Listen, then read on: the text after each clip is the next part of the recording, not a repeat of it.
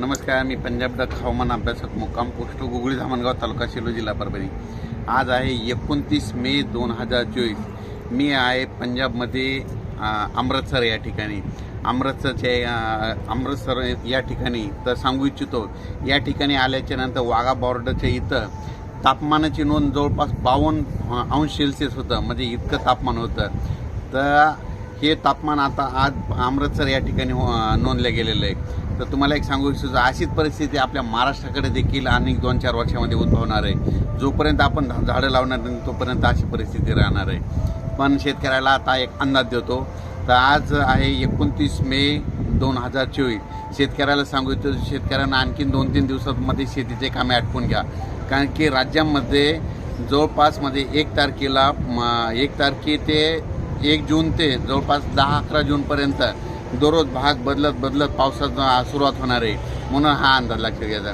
सुरुवातीला बघायचं झालं तर 1, 2, 3 तारखेला राज्यामध्ये सातारा, सांगली, पुणे, नाशिक, मुंबई, नगर, सोलापूर, उस्मानाबाद, लातूर या भागापर्यंत पावसाला सुरुवात होईल, म्हणजे 1, 2, 3 जून दरम्यान। त्याच्यानंतर 4, 5, 6, 7 जून नंतर राज्यामध्ये तो पाऊस थोडा पुढं सरकत जाईल, म्हणजे मुंबई, पुणे, नाशिक, सातारा, सांगली, सोलापूर, नगर, संभाजीनगर, जालना, बीड, परभणी, नांदेड, हिंगोली, लातूर, उस्मानाबाद आणि तसाच तो पाऊस यवतमाळकडे जाणार आहे। म्हणून हा अंदाज लक्षात द्यायचा।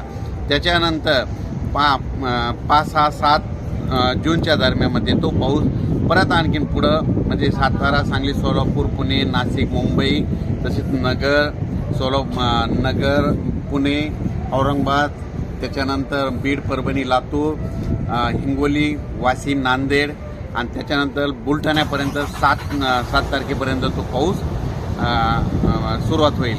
त्याच्यानंतर तो पाऊस म्हणजे 7, 8, 9, 10, 11, 12च्या नंतर पूर्व विदर्भ आणि पश्चिम विदर्भाकडे म्हणतात मान्सून पावसाला म्हणतात थोडं उशिरा जाणार आहे।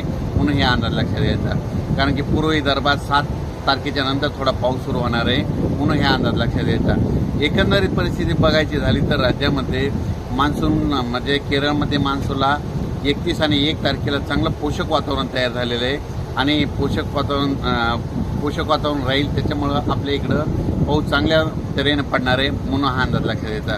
पण परिस्थिती एक सांगू इच्छितो की राज्यात शेतकऱ्याला पाऊस पडल्याच्या नंतर जमिनीमध्ये एक ओल गेल्याशिवाय पेरणीचा निर्णय घेऊ नये, कारण की जोपर्यंत शेतात पाऊस पडल्याच्या नंतर शेतात जायचं, कुदळीमध्ये खोदल्याच्या नंतर जमिनीतली ओल तपासायची, एकही जर ओल गेली तर तुम्ही पेरणीचा निर्णय घेऊ शकता। परत तुम्हाला एक सांगू इच्छितो, राज्यात एकंदरीत परिस्थिती बघितली तर राज्यामध्ये म्हणजे चांगल्या स्वरूपाचं वातावरण आहे, हे देखील तुम्हाला सांगू इच्छितो।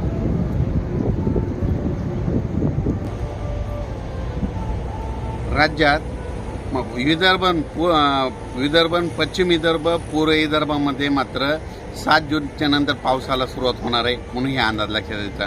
पण एकंदरीत राज्यात 1 तारखेला फक्त सातारा, सांगली, कोकणपट्टी भागामध्ये पाऊस पडणार आहे। म्हणून हा शेतकऱ्यांना अंदाज लक्षात घ्या।